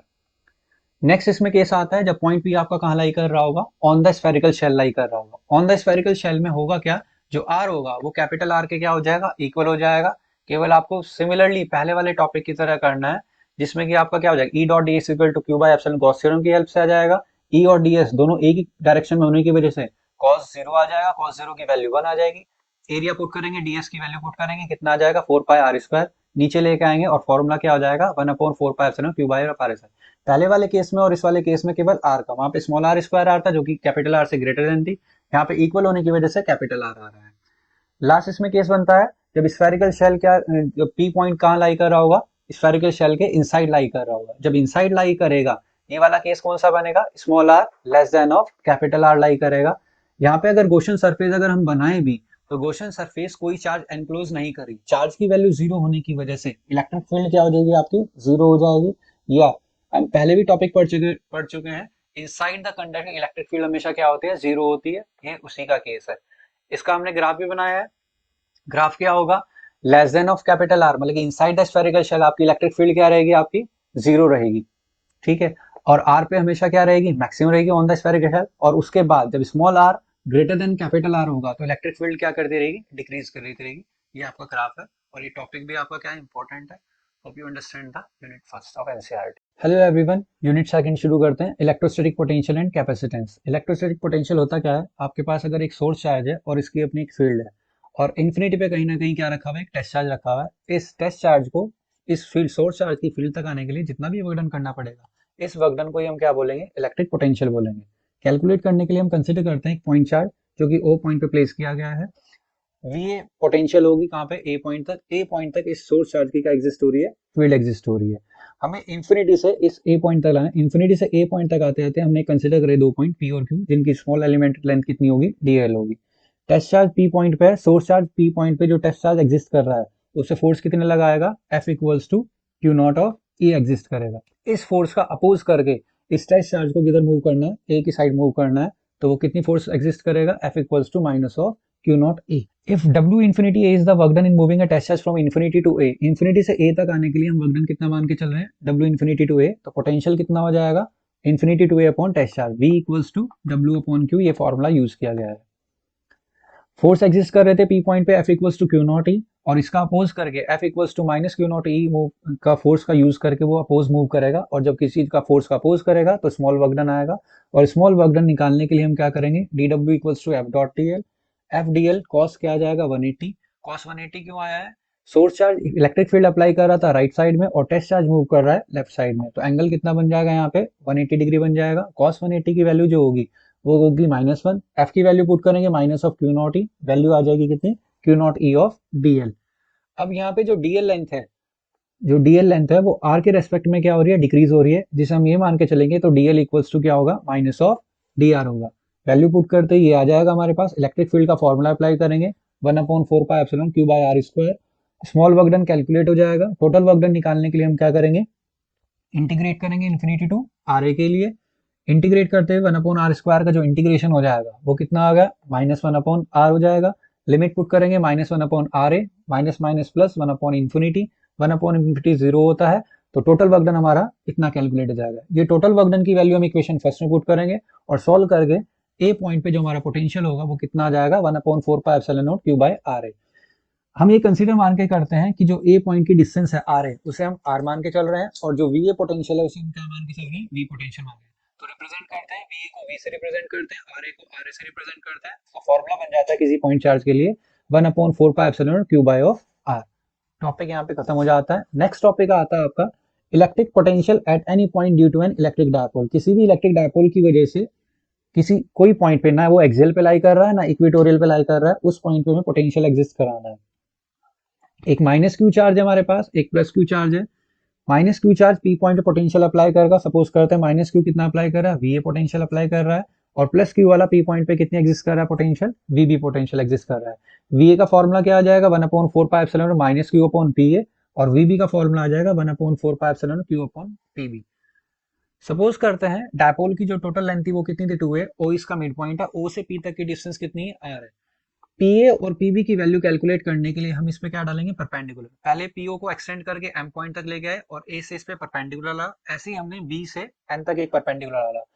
हम ये कैलकुलेट करना है इन ट्राइंगल AOM। इस AOM में हमें OM की वैल्यू कैलकुलेट करनी है, और ONB में, इस वाले ट्राइंगल में हमें किसकी वैल्यू कैलकुलेट करनी है, ON की वैल्यू कैलकुलेट करनी है। इसे करने के लिए हम क्या करते हैं, कॉस ट्राइंगल AMO में हमने कॉस थीटा लगाया, OM equals to OA। OM की वैल्यू कितनी आ जाएगी, OA upon OA cos theta, और OM की वैल्यू आ जाएगी A cos theta. Similarly BNO में ट्राइंगल में अप्लाई करेंगे तो ON की वैल्यू कितनी आ जाएगी, A cos theta. Total potential जो P पॉइंट पे होगी, नेट पोटेंशियल जो P पॉइंट पे होगी वो कितनी होगी, V equals to VA plus VB हो जाएगी। वैल्यू पुट करेंगे ऊपर से 1/4 क्यू कॉमन आ जाएगा, 1/PB माइनस PA। पीबी और पीए की वैल्यू निकालने के लिए हमने पहले से यहाँ पे परपेंडिकुलर डाल रखे थे, और पीबी की जो अप्रोक्सीमेट वैल्यू हो जाएगी वो किसके इक्वल हो जाएगी, पीएम। डायपोल की लेंथ स्मॉल होने की वजह से पी अप्रोक्सीमेटली किसके इक्वल होगा, पीएम के इक्वल होगा, और पीएम किसके इक्वल हो जाएगा, पीओ प्लस ओएम के इक्वल हो जाएगा। पीओ की वैल्यू कितनी आएगी आर, और ओएम की वैल्यू अभी कैलकुलेट करी थी ए कॉस थीटा। सिमिलरली जो पीबी होगा वो अप्रोक्सीमेटली इक्वल टू पीएन आ जाएगा, और पीएन किसके इक्वल होगा, PO minus of on. PO की वैल्यू आर है और ओएन की वैल्यू कितनी है, ए कॉस थीटा। इन दोनों वैल्यू को हम इक्वेशन फर्स्ट में यूज करेंगे और सॉल्व करके हमारा रिलेशन आ जाएगा ये। सॉल्व करने के बाद r से r कैंसिल आउट हो जाएगा, a cos theta 2a cos theta. 2a into q को हम क्या लिख देंगे, डायपोल मोमेंट लिख देंगे, और नेट हमारा पोटेंशियल p पॉइंट पे इतना हो जाएगा। अगर हमें एक्सियल लाइन पे निकालना है तो एक्सियल लाइन पे थीटा की वैल्यू क्या होती है, 0 होती है। 0 पुट करते हैं हमारी वैल्यू क्या आ जाएगी ये, और for small length of dipole हम क्या करेंगे, यहाँ से a स्क्वायर रिमूव कर देंगे और आंसर आ जाएगा 1/4 p अपॉन r स्क्वायर। अगर इक्वेटोरियल लाइन पे निकालना है तो थीटा की वैल्यू क्या होगी हमारे पास 90, और cos 90 क्या होता है 0। इक्वेटोरियल पॉइंट होता है वहां पे पोटेंशियल हमारा क्या होगा 0, केवल एक्सियल लाइन पे ही क्या करता है, एग्जिस्ट करता है। नेक्स्ट टॉपिक आपका आता है electric field as a gradient of potential. इसके लिए हम मान के consider a point charge plus q place at point O पे। Suppose V and V plus DB are the potential at point P and Q, और जिनकी distance कितनी होगी, P पॉइंट की O से डिस्टेंस होगी R, और Q की डिस्टेंस होगी R minus of DR। P point पे जो टेस्ट चार्ज है उस पर सोर्स चार्ज क्या लगाएगा, फोर्स लगाएगा F equals to q naught E. इसका अपोज करके F equals to minus q naught E F equals to q naught E का अपोज करके वो लेफ्ट साइड में क्या करेगा, मूव करेगा। If DW is the amount of work done in moving the test charge from P to Q, P से Q तक work done कितना मान के चल रहे हैं, DW मान के चल रहे हैं वर्क डन, और वर्क डन का फॉर्मूला क्या हो जाता है, V equals to W upon Q naught. Potential का फॉर्मूला जो होता है basic formula V equals to W by Q। Potential कितनी हो जाएगी, V plus DB minus of DB। P point पे कितनी पोटेंशियल थी V, और Q पॉइंट पे कितनी थी V प्लस DB, तो फाइनल माइनस इनिशियल, और वर्क डन कितना है DW, टेस्ट चार्ज कितना है Q नॉट है। सॉल्व करके हमारी DV की वैल्यू आ जाएगी DW बाय Q नॉट। अब हमें वर्क डन कैलकुलेट करना है। वर्क डन कैसे कैलकुलेट करेंगे, जैसे पिछले टॉपिक में कैलकुलेट किया था। P पॉइंट पे जो फोर्स लग रही थी, सोर्स चार्ज लगाया था, F इक्वल्स टू कितनी लगाया था, Q नॉट E, और वो उसका अपोज करके F equals to minus Q naught E से लेफ्ट साइड में क्या कर रहा था, मूव कर रहा था। तो वर्क डन का फॉर्मूला क्या हो जाएगा, फोर्स इनटू डिस्प्लेसमेंट हो जाएगा। सॉल्व करके कितना आ जाएगा, F dot DL cos 180। cos 180 की वैल्यू कितनी हो जाएगी, -1। सॉल्व करके आ जाएगी Q naught E into DL आ जाएगी, और डिस्प्लेसमेंट डिक्रीजिंग डायरेक्शन में है तो हम क्या DL को क्या पुट कर देंगे, -DR पुट कर देंगे। यहाँ से जो वर्क डन की वैल्यू आई है वो हम इक्वेशन फर्स्ट में पुट करेंगे और सॉल्व करेंगे। सॉल्व करने के बाद यह हमारा क्या आ जाएगा, DV equals to -E into DR, और E की वैल्यू निकालेंगे तो क्या आ जाएगी, -DB बाई DR। इससे ये पता लगता है जैसे जैसे डिस्टेंस बढ़ेगी आपकी इलेक्ट्रिक फील्ड भी क्या होती रहेगी, कम होती रहेगी। इसे न्यूमेरिकल में फॉर्मूले को ऐसे यूज कर सकते हैं, E equal to V by of L। Magnitude form में हम E equals to V by of L formula use कर सकते हैं। नेक्स्ट टॉपिक आता है आपका इक्विपोटेंशियल सरफेस।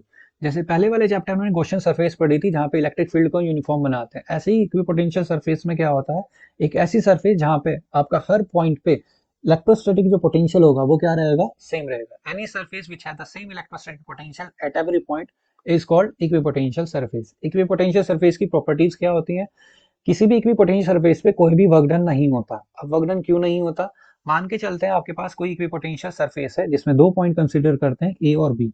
ए पे पोटेंशियल कितना होगा वी ए और बी पे पोटेंशियल कितना होगा वी बी, और क्योंकि ये इक्विपोटेंशियल सरफेस है तो दोनों क्या हो जाएंगे, इक्वल हो जाएंगे। पोटेंशियल का फॉर्मूला यूज करके V a minus V equal to W a b upon q naught आ जाएगा। दोनों का पोटेंशियल सेम होगा तो V minus V equal to a, और सॉल्व करके वर्क डन की वैल्यू क्या हो जाएगी, जीरो आ जाएगी। तो इक्विपोटेंशियल सरफेस पे कभी भी वर्क डन नहीं होता, और वर्क डन की वैल्यू जीरो आ रही है तो इसका मतलब ई डॉट डी एल किसके इक्वल होता है, वर्क डन के इक्वल, और E dot D L equal to zero, और इसका मतलब होगा जो ई होगा वो सरफेस पे क्या रहेगा, परपेंडिकुलर। मतलब हमेशा इक्विपोटेंशियल सरफेस पे इलेक्ट्रिक फील्ड हमेशा क्या रहेगा, परपेंडिकुलर ही रहेगा। नेक्स्ट आती है equipotential surface help to distinguish region of strong field from those of weak field. हमें क्या बताता है, जैसे जैसे डिस्टेंस बढ़ेगी वैसे वैसे इलेक्ट्रिक फील्ड भी क्या होता रहेगा, कम होता रहेगा। तो हम ये डिस्टिंग्विश कर सकते हैं कहाँ पे स्ट्रॉन्ग फील्ड है और कहाँ पे वीक फील्ड है, और कभी भी दो इक्विपोटेंशियल सरफेस आपके इंटरसेक्ट नहीं करती। ये बेसिक प्रॉपर्टीज थी आपकी इक्विपोटेंशियल सरफेस की। अब इक्विपोटेंशियल सरफेस बनती कैसे है, ड्रॉ कैसे होती है। अगर हमारे पास यूनिफॉर्म इलेक्ट्रिक फील्ड है तो उसके लिए इक्विपोटेंशियल सरफेस कैसे होंगी, उसके लिए इक्विपोटेंशियल सरफेस प्लेन सरफेस कहलाई जाएंगी। तो हमारे पास plane set of parallel planes मिल जाएगा अगर यूनिफॉर्म इलेक्ट्रिक फील्ड है। फॉर्मूले से हम बताते हैं, E equals to minus of dV by magnitude मिल गया तो माइनस साइन हट जाएगा। डीवी इलेक्ट्रिक फील्ड यूनिफॉर्म होने की वजह से क्या हो जाएगी, कांस्टेंट, तो DV upon D R equals to constant, और पोटेंशियल किस पे डिपेंड कर रहा है आपका, डी आर पे। डिस्टेंस बढ़ती रहेगी पोटेंशियल भी बढ़ता रहेगा, इस वजह से आपकी अगर यूनिफॉर्म इलेक्ट्रिक फील्ड है तो इक्विपोटेंशियल सरफेस प्लेन बनेगी। अगर हम आइसोलेटेड पॉइंट चार्ज के लेके चलते हैं, पॉजिटिव चार्ज या नेगेटिव चार्ज, तो आइसोलेटेड पॉइंट चार्ज के लिए जो इक्विपोटेंशियल सरफेस होती है वो कंसेंट्रिक सर्कुलर फॉर्म में आती है, कंसेंट्रिक स्फेरिकल शेल की फॉर्म में। दोनों के लिए इलेक्ट्रिक फील्ड की अगर डायरेक्शन शो कर रहे हैं तो पॉजिटिव चार्ज के लिए बाहर की तरफ इलेक्ट्रिक फील्ड जाती है और नेगेटिव चार्ज के लिए अंदर की तरफ आती है। अगर हम सिस्टम ऑफ टू पॉइंट्स के लिए करें, एक डायपोल लेके चल रहे हैं, एक नेगेटिव चार्ज है एक पॉजिटिव चार्ज है, तो नेगेटिव चार्ज में पहले कंसेंट्रिक सर्कल मिल जाएंगे इक्विपोटेंशियल सरफेस, फिर इस पे भी इक्विपोटेंशियल सरफेस बन जाएगी। इलेक्ट्रिक फील्ड हमने इलेक्ट्रिक फील्ड लाइन से शो कर रही है। और डायपोल के लिए हम ये भी कह सकते हैं इनके मिड पॉइंट पे कहीं ना कहीं पोटेंशियल क्या होगा, zero. At the mid point of dipole electric potential is always zero. अगर पॉजिटिव पॉजिटिव चार्ज है तो पॉजिटिव पॉजिटिव में पहले तो क्या बनेंगे, कंसेंट्रिक सर्कल्स बनेंगे, फिर दोनों की पोटेंशियल क्या करेंगे, रिपेल करने की कोशिश करेंगे, तो उसका जो डायग्राम बनेगा कुछ लगभग ये आपकी सरफेसेस होती हैं इक्विपोटेंशियल सरफेसेस। नेक्स्ट टॉपिक आपका आता है electric potential energy of a system of charge. अगर हमारे पास सिस्टम ऑफ चार्जेस अवेलेबल है तो कितनी पोटेंशियल एनर्जी होगी वहां पे। तो हम मान के चल रहे हैं, कोऑर्डिनेट फ्रेम मान के चल रहे हैं एक्स वाई जेड, जिसमें एक ए पॉइंट कंसीडर करें जहां पे चार्ज कितना है, Q1 है, दूसरा बी पॉइंट है जहां पे चार्ज Q2 है, और इनकी पोजीशन वेक्टर कितनी है, R1 और R2 है। अगर हमें पोटेंशियल निकालना है तो सबसे पहले इन दोनों चार्ज को क्या करना पड़ेगा, यहाँ से रिमूव करना पड़ेगा। और पहले फर्स्टली क्या ब्रिंग करते हैं, Q1 चार्ज को लगता है। Firstly bring charge Q1 to position a. जब Q1 चार्ज को ए पॉइंट पे लेके आएंगे इन्फिनिटी से, तो यहाँ पे इसका चार्ज का कोई भी अपोज करने वाला नहीं है। अगर अपोज करने वाला नहीं है तो इसकी वजह से वर्क डन क्या होगा, जीरो। तो जब Q1 चार्ज को इन्फिनिटी से ए पॉइंट तक लेके आएंगे तो इसका कोई अपोज नहीं करेगा, और अगर अपोज नहीं करेगा तो इसके लिए वर्क डन क्या होगा, जीरो होगा। उसके बाद हम क्या लेके आएंगे, इन्फिनिटी से Q2 चार्ज को लेके आएंगे बी पॉइंट तक। जब Q2 चार्ज को बी पॉइंट पर लेके आएंगे इसकी वजह से वर्क डन होगा। क्यों होगा, क्योंकि Q1 वाला उस पर क्या करेगा, फोर्स अप्लाइड कर रहा होगा, तो इलेक्ट्रोस्टैटिक फोर्स को वो अपोज करता हुआ वहां तक आएगा, और जब किसी चीज का अपोज करते हैं तो वर्क डन होगा। कैलकुलेट कैसे करेंगे, वर्क डन इक्वल्स टू क्या हो जाएगा आपका, पोटेंशियल इनटू चार्ज। पोटेंशियल किसकी वजह से एग्जिस्ट हो रही है, Q1 की वजह से, और किस पे लग रही है, Q2 चार्ज की। बेसिक फॉर्मूला हमने यही यूज करा है, W equals to V into Q। तो पोटेंशियल Q1 की वजह से जो पोटेंशियल हो जाएगी, पोटेंशियल का फॉर्मूला हमने ड्राइव किया था अभी, 1/4πε0 Q1 डिस्टेंस ए से बी तक की डिस्टेंस को हमने मैग्नीट्यूड में रखा हुआ है, R1 minus of R2 vector, और चार्ज कितना है Q2। ये हमारा क्या हो जाएगा, टोटल वर्क डन आ जाएगा, और वर्क डन ही स्टोर हो जाएगा इसमें पोटेंशियल एनर्जी में, जिसका फॉर्मूला हो जाएगा U equals to 1/4ε0 Q1 Q2 by R। R12 क्या है, ए से बी तक की डिस्टेंस आ जाएगी। अगर हम यहाँ पे एक्सटर्नल फील्ड लेके चलें, मतलब potential energy of a system of two charges placed in an external field.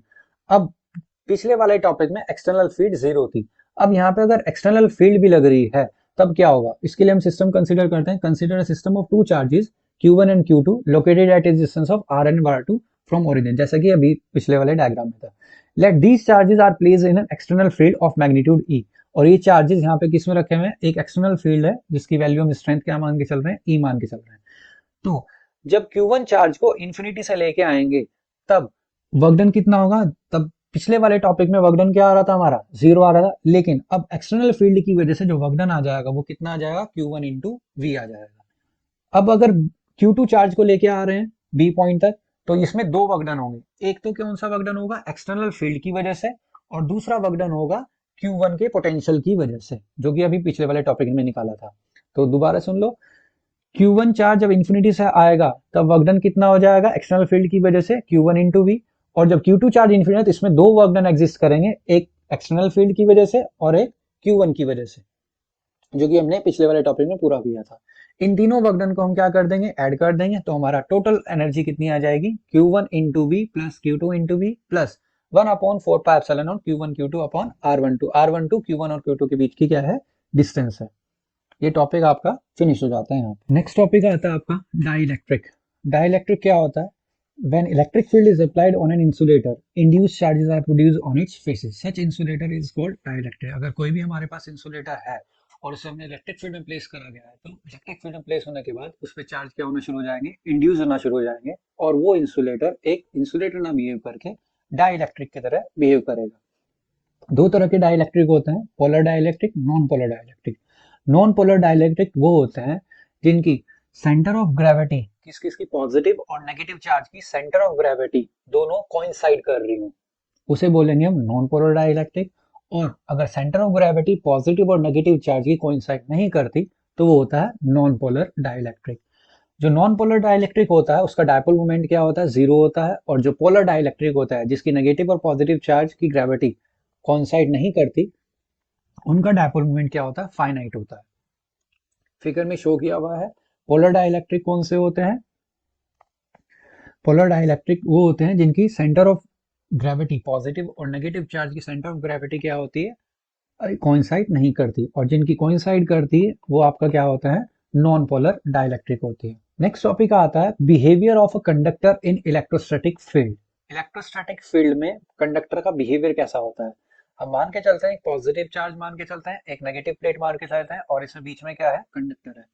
जैसे ही पॉजिटिव और नेगेटिव प्लेट के बीच में कंडक्टर को इंट्रोड्यूस करेंगे, तो इंट्रोड्यूस करने के बाद इस पे चार्जेस क्या हो जाएंगे, चार्जेस इंड्यूस होना शुरू हो जाएंगे, और चार्जेस पॉजिटिव वाली साइड तो क्या आ जाएंगे, नेगेटिव चार्जेस डेवलप हो जाएंगे, और नेगेटिव वाली साइड पॉजिटिव चार्जेस क्या हो जाएंगे, डेवलप हो जाएंगे।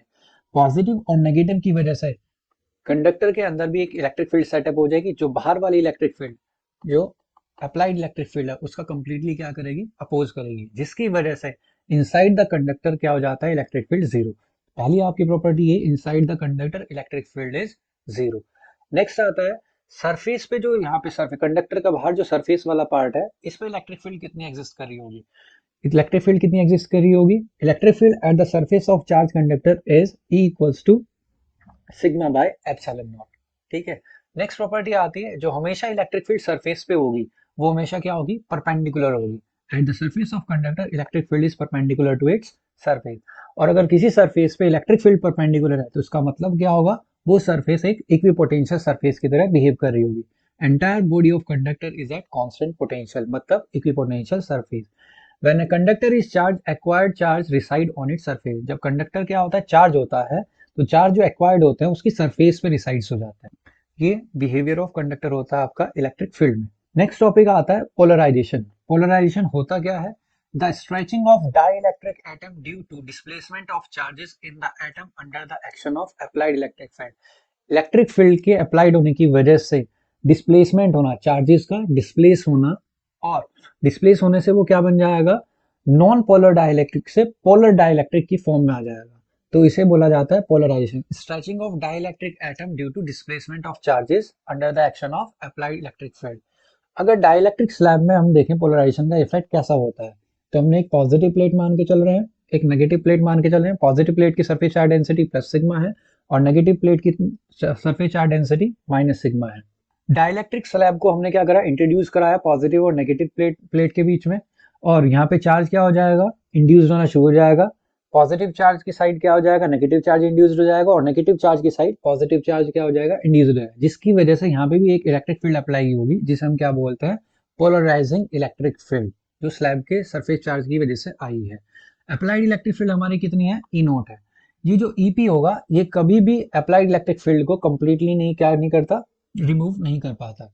तो इलेक्ट्रिक फील्ड अब कितनी बची होगी, यहाँ पे स्लैब के पास इलेक्ट्रिक फील्ड कितनी बची होगी, applied electric field minus of polarizing electric field, और उस इलेक्ट्रिक फील्ड को हम क्या बोल देंगे, reduced value of electric field, जो कि हमारी ये आती है E naught minus of EP आती है। नेक्स्ट टॉपिक आपका आता है डाइलेक्ट्रिक कांस्टेंट। डाइलेक्ट्रिक कांस्टेंट होता क्या है, the ratio of strength of applied electric field to the strength of reduced value of electric field. अभी हमने पिछले टॉपिक में हमारी अप्लाइड इलेक्ट्रिक फील्ड कितनी थी, ई नॉट थी, और रिड्यूस्ड वैल्यू हमारी कितनी आई है, ई आई है। तो इस रेशियो को applied electric field to the reduced value of electric field के रेशियो को हम क्या बोलते हैं, डाइलेक्ट्रिक कांस्टेंट बोलते हैं, जिसे हमने पहली वाली यूनिट में के को किससे डिनोट किया था, एप्सिलॉन आर से भी। आप के से डिनोट भी कर सकते हैं और एप्सिलॉन आर से भी डिनोट कर सकते हैं। ई नोट हमारी अप्लाइड इलेक्ट्रिक फील्ड है और कैपिटल ई हमारी क्या है, reduced value of electric field. Dielectric constant की वैल्यू हमेशा क्या होती है, ग्रेटर देन 1 ही होगी, लेस देन 1 कभी नहीं होती। नेक्स्ट टॉपिक आता है आपका पोलराइजेशन डेंसिटी। पोलराइजेशन डेंसिटी क्या होता है, dipole moment per unit volume, the induced dipole moment developed per unit volume in a dielectric slab on placing it inside the electric field. किसी भी डाइलेक्ट्रिक स्लैब को अगर इलेक्ट्रिक फील्ड में place करेंगे तो वहां पे जो इंड्यूस्ड डायपोल मोमेंट डेवलप्ड होगा पर यूनिट वॉल्यूम में, उसे हम क्या बोलेंगे, पोलराइजेशन डेंसिटी। डायपोल मोमेंट का फॉर्मूला क्या होता है, चार्ज इंटू डिस्टेंस, तो चार्ज हम क्यू मान के चलते हैं और डिस्टेंस कितनी मान के चल रहे हैं, डी। वॉल्यूम हम क्या लेके चलते हैं, area into distance, area into distance, D से डी कैंसिल आउट हो जाएगा, चार्ज अपॉन एरिया, और चार्ज अपॉन एरिया को हम क्या बोलते हैं, सरफेस चार्ज डेंसिटी। और सरफेस चार्ज डेंसिटी हमने सबस्क्रिप्ट में क्या लगाया है, पी लगाया है, पोलराइजिंग की वजह से। तो सिग्मा पी हमारा क्या होगा, पोलराइजिंग सरफेस चार्ज डेंसिटी होगा, और कैपिटल पी क्या डिनोट कर रहा है, पोलराइजेशन डेंसिटी डिनोट कर रहा है। हमने भी रिड्यूस फॉर्मूला पढ़ा था इलेक्ट्रिक फील्ड का, E equals to E naught minus of EP. E naught का ई नॉट रहेगा, ईपी की वैल्यू कितनी हो जाएगी, surface charge upon epsilon naught, और पोलराइजिंग सरफेस चार्ज डेंसिटी कितनी होती है हमारी, अभी निकाल के आए थे, पी के इक्वल थे, तो पी अपॉन एप्सिलॉन नॉट, ये हमारा एक बेसिक फॉर्मूला बन जाता है। नेक्स्ट टॉपिक आपका आता है इलेक्ट्रिक ससेप्टिबिलिटी। इलेक्ट्रिक ससेप्टिबिलिटी होता क्या है, polarization density of a dielectric slab is directly proportional to the reduced value of electric field. जो पोलराइजेशन डेंसिटी अभी पिछले टॉपिक में पढ़ी थी, वो डायरेक्टली प्रोपोर्शनल किसके इक्वल होगी, reduced value of electric field. इसका फॉर्मूला क्या आ जाता है, पी इक्वल्स टू एक कांस्टेंट टर्म आएगी जिसे बोला जाता है इलेक्ट्रिक ससेप्टिबिलिटी, एप्सिलॉन नॉट भी कांस्टेंट टर्म है, और reduced value of electric field. हमने पीछे एक फॉर्मूला पढ़ा था reduced value of electric field का, E equals to E naught minus of EP. EP को हम सॉल्व कर सकते हैं सिग्मा बाय एप्सिलॉन नॉट में, और सिग्मा को हम क्या लिख सकते हैं, पोलराइजेशन डेंसिटी पी लिख सकते हैं, और पी की वैल्यू हमारे पास क्या निकली थी, electric susceptibility epsilon naught into electric field, reduced value of electric field. इसकी वैल्यू पुट करेंगे, एप्सिलॉन नॉट से एप्सिलॉन नॉट कैंसिल आउट हो जाएगा, और बचेगा कितना आपके पास, E equals to E naught minus of electric susceptibility into E। इसे लेफ्ट साइड लेके आएंगे, और लेफ्ट साइड आने के बाद E इसमें से कॉमन ले लेंगे, कॉमन लेने के बाद हमारा क्या बचेगा, ये बचेगा। E को हम E नॉट के नीचे लेके जाएंगे, और E naught upon E applied electric field to the reduced value of electric field को हम क्या बोलते हैं, डाइलेक्ट्रिक कांस्टेंट। तो आपका रिलेशन आ जाता है 1 plus susceptibility equals to dielectric constant, मतलब डाइलेक्ट्रिक कांस्टेंट की वैल्यू हमेशा 1 से ज्यादा ही होगी, जो कि पिछले टॉपिक में आपको बताया गया था। नेक्स्ट टॉपिक आपका आता है इलेक्ट्रिकल कैपेसिटेंस। कैपेसिटेंस होता क्या है, ability to store electric charge. जो चार्ज को स्टोर करने की वाली एबिलिटी होती है वो कैपेसिटेंस के पास होती है। तो ability to store charge is known as electrical capacitance. किसी भी कंडक्टर को हम कुछ चार्ज प्रोवाइड कराते हैं तो उसका मतलब उसका पोटेंशियल क्या हो रहा होगा, रेज हो रहा होगा। When a conductor is given some electric charge, it is raised to some potential. और चार्ज किस पे डिपेंड कर रहा है, पोटेंशियल पे डिपेंड कर रहा है।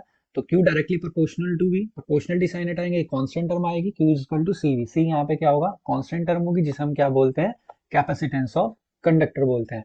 जो कैपेसिटेंस होता है कंडक्टर का, वो केवल डिपेंड किस पे करता है, शेप एंड साइज पे डिपेंड करता है, वो नेचर ऑफ मटेरियल पे डिपेंड नहीं करता। केवल साइज और शेप पे डिपेंड करेगा, नेचर पे डिपेंड नहीं करेगा। यहाँ से फॉर्मूला क्या आ जाएगा कैपेसिटेंस का, C is equal to Q by V। Charge की जो यूनिट होती है वो कूलम्ब होती है, और पोटेंशियल की यूनिट क्या होती है, वोल्ट होती है, और इसकी कैपेसिटेंस की यूनिट जो हो जाती है वो क्या बन जाती है, फैराड। कूलम्ब पर वोल्ट को हम क्या बोलते हैं, फैराड बोलते हैं। कैपेसिटर एक्चुअल में होता क्या है, कैपेसिटेंस होता क्या है, एक अरेंजमेंट होता है, दो मेटालिक कंडक्टर्स होते हैं, when one conductor is connected to and other conductor has ability to store charge. एक मान लेते हैं हम प्लेट हमारे पास ए है जिसपे पॉजिटिव चार्ज है, एक अनचार्ज कंडक्टर को हमने प्लेस करा, एक हमारे पास चार्ज कंडक्टर था, पॉजिटिव चार्ज था इस प्लेट के पास, जितना पॉजिटिव चार्ज देंगे उतना इसका पोटेंशियल क्या होता रहेगा, राइज होता रहेगा। एक अनचार्ज कंडक्टर प्लेट हमने रखी भी, जब अनचार्ज कंडक्टर के पास अनचार्ज कंडक्टर रखेंगे तो चार्ज क्या हो जाएगा, इंड्यूस्ड हो जाएगा कुछ इस तरह से।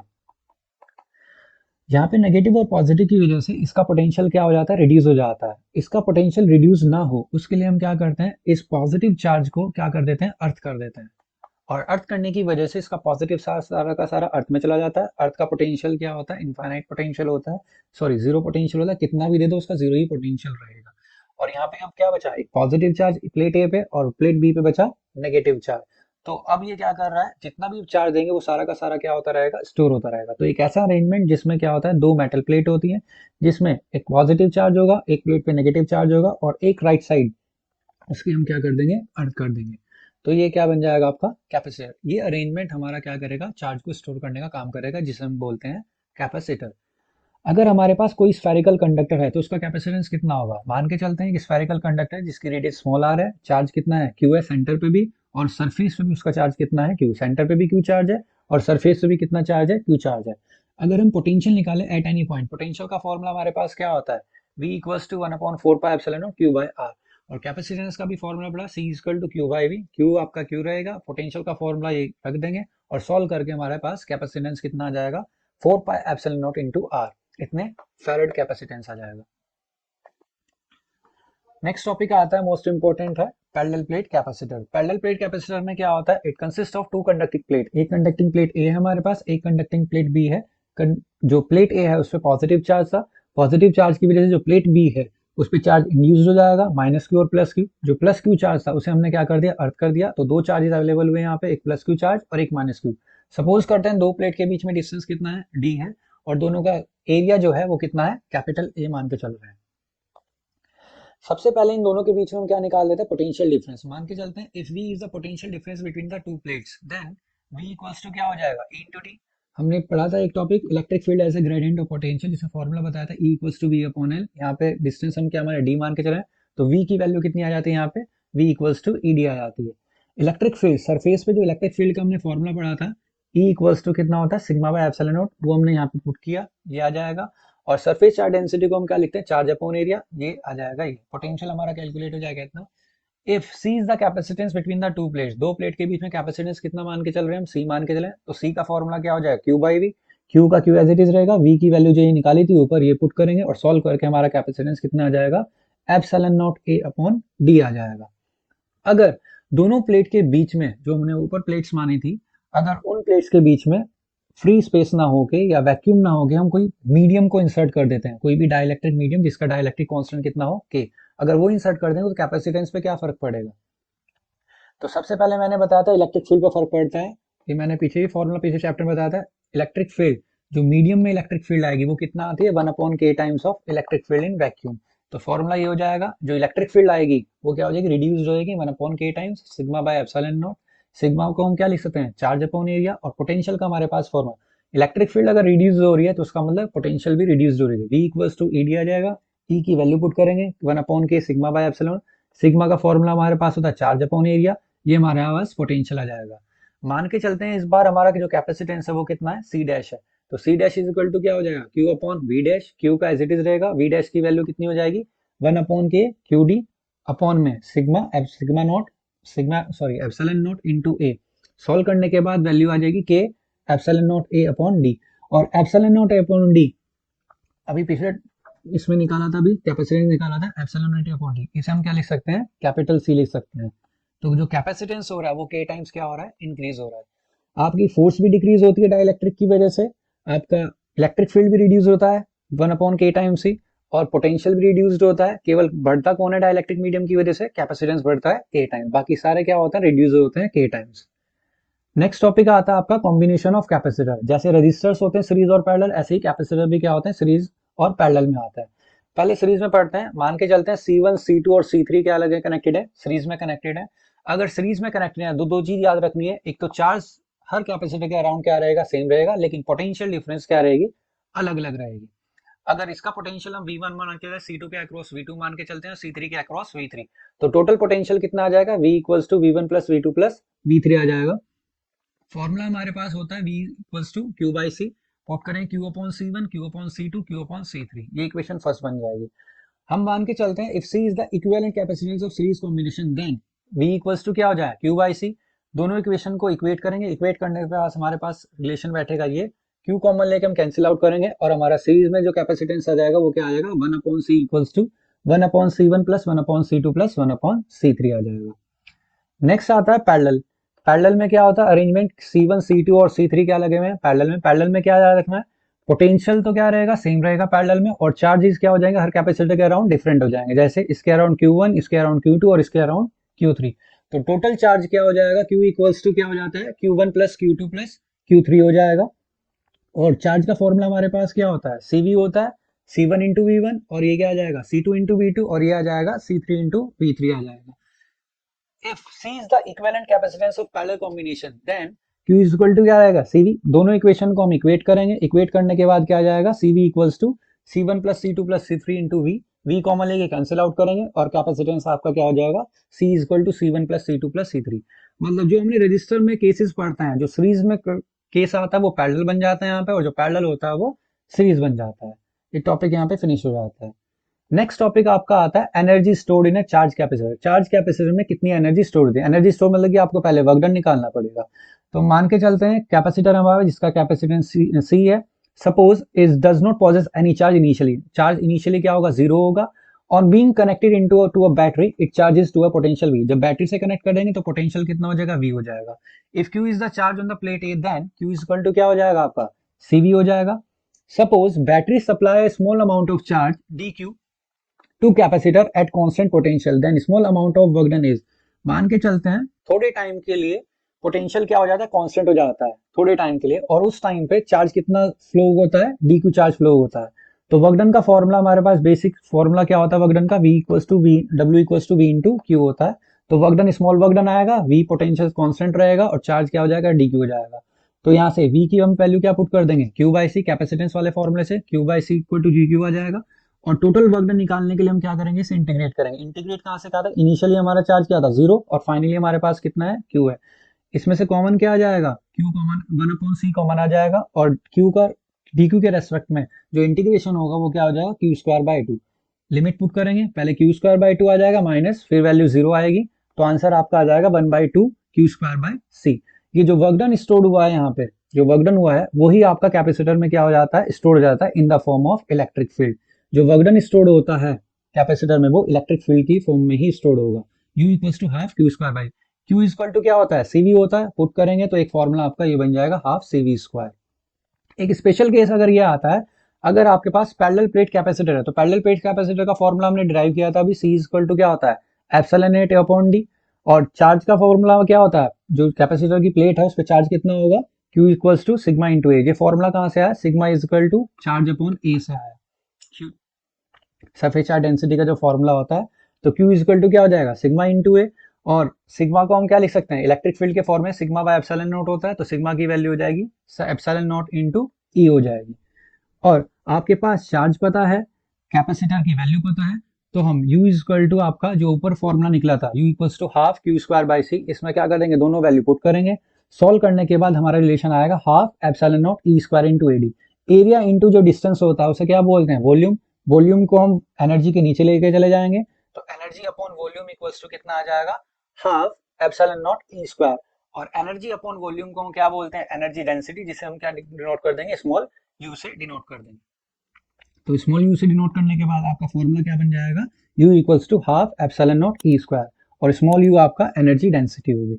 ये आपका टॉपिक फिनिश, मतलब चैप्टर भी आपका क्या हो जाएगा, फिनिश हो जाएगा। That's all for today. I hope आप सबको समझ में आया होगा। अगर किसी को क्वेरी है तो आप कमेंट सेक्शन में डाल दीजिएगा, मैं उसे रिजॉल्व करने की कोशिश करूंगा। दिस इज आशीर्वाद सैनी साइनिंग ऑफ।